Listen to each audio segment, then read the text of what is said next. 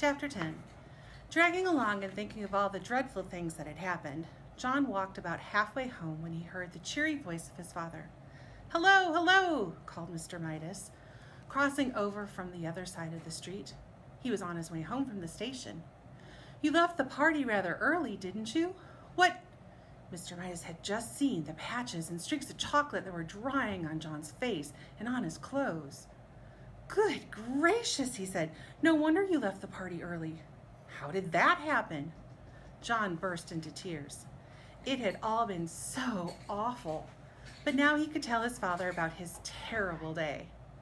He stopped crying and only sniffed a little now and then as he told the whole story, about taking the coin to the candy store, about buying the box that had turned out to have only one chocolate in it, about the toothpaste, about breakfast, the gloves, the silver dollar, the pencil, the lunch, the trumpet, and finally the apple ducking water. "You mean to tell me they really all turned to chocolate?" Mr. Midas asked. "You're sure you didn't imagine some of this?" "Oh, no," John assured him. "Well," Mr. Midas said, still looking doubtful, "we're only a couple of blocks from that candy store of yours. Not that I've ever noticed one there.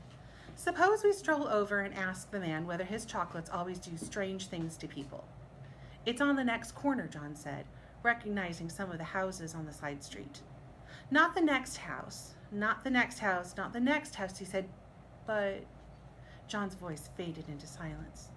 The corner where he had found the candy store was nothing now but an empty lot. Flat, open ground littered with a pile of rusty tin cans and broken bottles around a splintery old sign saying, "For sale." Said Mr. Midas, frowning anxiously at John. "I think we'd better pay a visit to Dr. Cranium before we go home." "That's where the store was, though," John protested, beginning to cry again. He had shed more tears in that one day, it seemed, and certainly eaten more chocolate, than in all the other days of his life put together. "I know it was." Dr. Cranium was a busy man.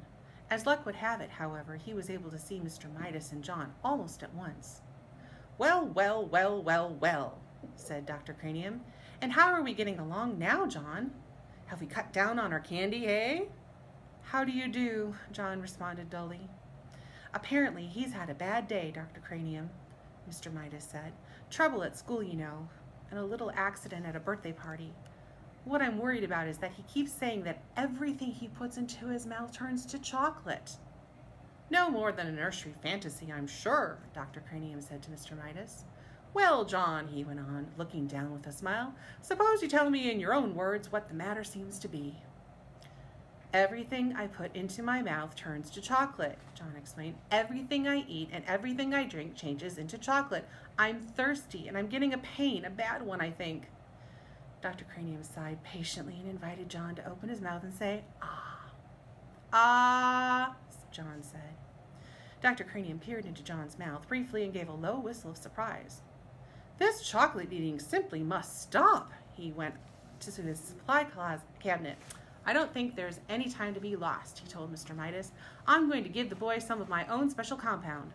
Dr. Cranium's elixir, I call it. Never fails." Dr. Cranium selected a large bottle from one of the cabinet's crowded shelves.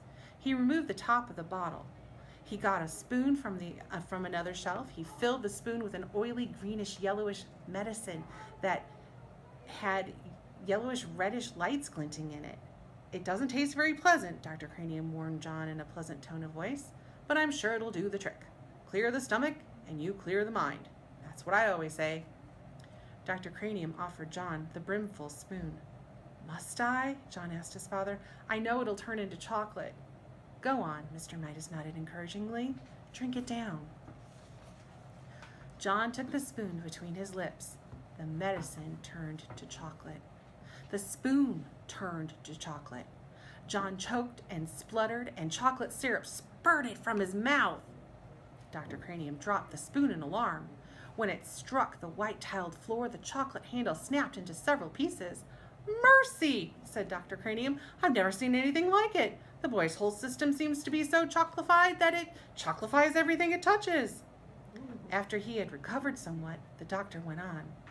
I believe that this must be an unprecedented case of chocolatitis. I shall call it Cranium's disease. I shall want to make an exhaustive study of the child. I think John has had enough excitement for one day, Mr. Midas